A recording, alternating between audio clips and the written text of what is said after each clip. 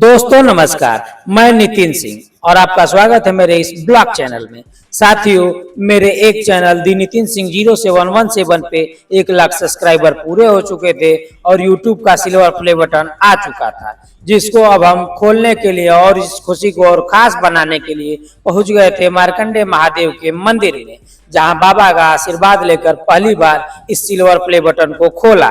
ये सिर्फ एक अवार्ड नहीं है साथियों, ये सब आप सभी के प्यार, सपोर्ट और भरोसे की जीत है।